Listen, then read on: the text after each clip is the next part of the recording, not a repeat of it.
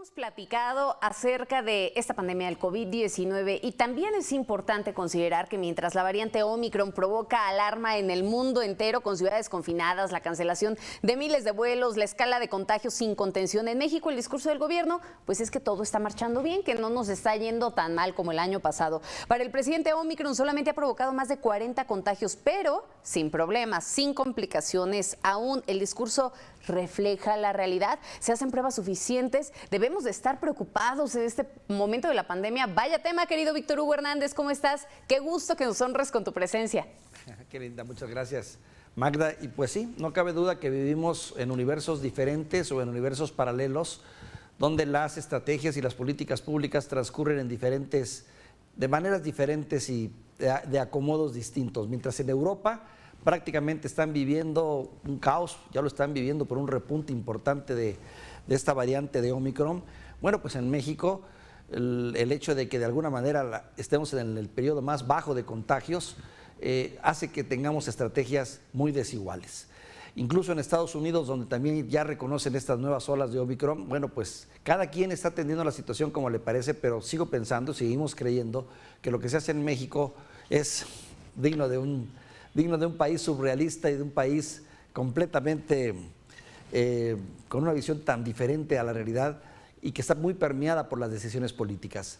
Es triste y lamentable ver que estos casos de COVID que ahora se viven y que nos han costado muertes, no han ido acompañados de un criterio de conciencia social, que el gobierno debió haber impulsado muchísimo más desde hace tiempo ya, ¿no? El uso del cubrebocas, de la sana distancia, el hartazgo también presente de las personas ya después de varios años de COVID, fiestas que también tú te aferras a ellas como una especie de querer terminar y decir, aquí terminamos y aquí comenzamos una nueva época. Muy de nosotros los mexicanos que le apostamos a fin de año para dar por enterrado lo pasado. Sin embargo, no es el caso del COVID ni del Omicron y no lo hemos entendido, Magda. Dos cosas importantes, Víctor. Hablando de los casos, de lo que sucede en otras partes del mundo, veíamos, lo platicábamos con Lalo Campos, ¿no?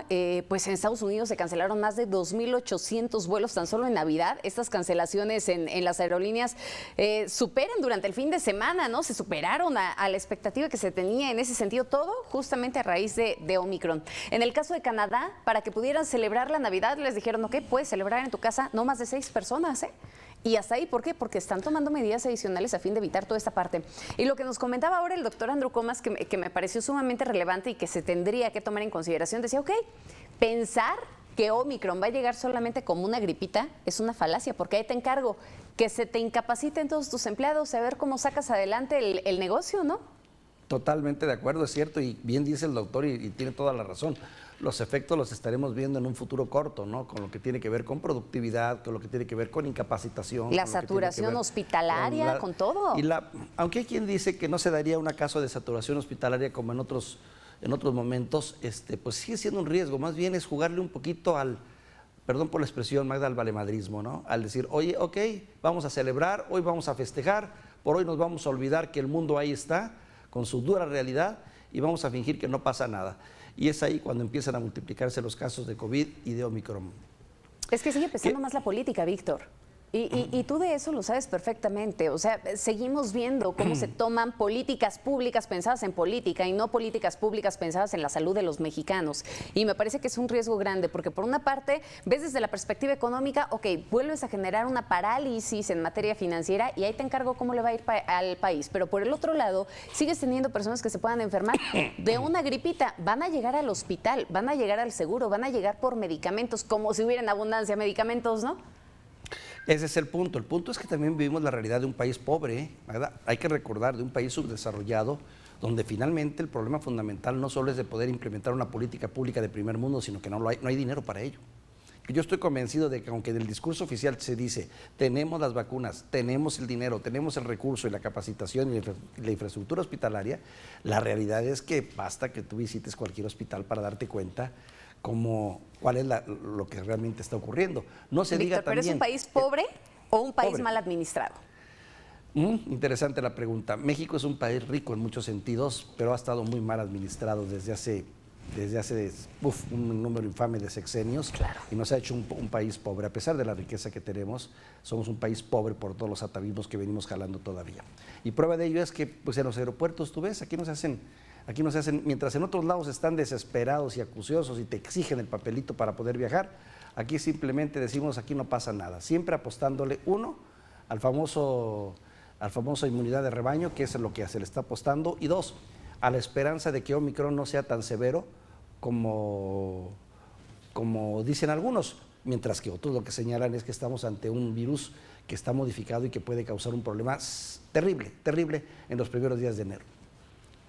Pues lo que decía Andrew Comas, ¿no? El asunto es que en este sentido, pues sí puede llegar a haber más contagios, eso es evidente. El asunto es la incapacidad a la que se llegaría en ese sentido, la incapacidad frente al sistema de salud, la incapacidad frente al abasto de medicamentos, la incapacidad frente a todo lo demás y que pues no es momento de bajar la guardia, porque ya apostarle a la inmunidad de rebaño es absurdo cuando la inmunidad de rebaño no se podría dar por un número de personas contagiadas, sino en este momento por un avance considerable en temas de vacunación, ¿no? Con personas que estén vacunadas, inclusive con refuerzos, y aún faltan los menores, lo que hemos conversado en otras ocasiones, Víctor.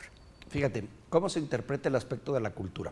El presidente dice, y perdón que traspole el tema, pero se me hizo interesante, el salir a votar para refrendar si queremos o no un presidente, dice el presidente, no es en sí por el hecho, es que hay que crear la cultura del voto, la cultura de la participación ciudadana para que el ciudadano empodere a sus presidentes o los quite.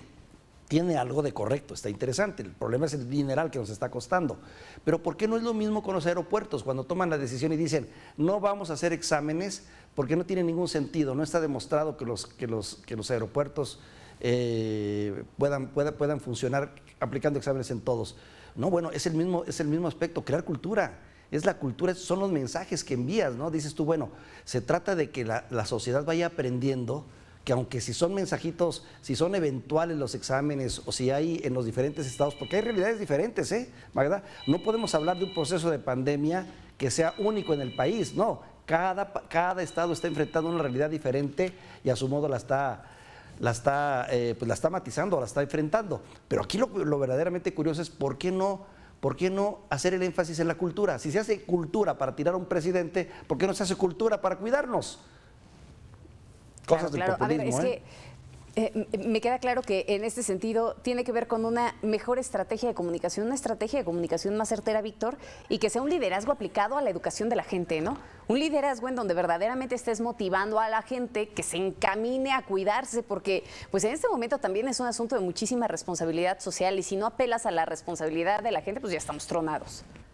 Sí, y el problema también está en que hay que reconocer que se han aplicado una gran dosis de vacunas en este país y que las vacunas, en lugar de decir, oye, es una vacuna, pero es un apoyo, no es la solución a tus problemas, volvemos a la idiosincrasia y volvemos a la falta de educación. Muchos creemos que con la segunda o la tercera dosis ya estamos del otro lado, entonces dejas todo por un lado y viva la vida, ¿no?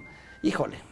Qué situación tan complicada. Ya lo decía Tedros Adhanom, a ver, el asunto no se soluciona nada más con terceras dosis, ¿no? Se requiere más y es ahí en donde cabe esa responsabilidad, en donde cabe el seguirse cuidando para que esto verdaderamente pueda ver la luz al final del túnel. Víctor, como siempre ha sido un gusto, te mando un abrazo enorme, te veo y te escucho mañana. Muy amable, gracias, Magda, buenas tardes.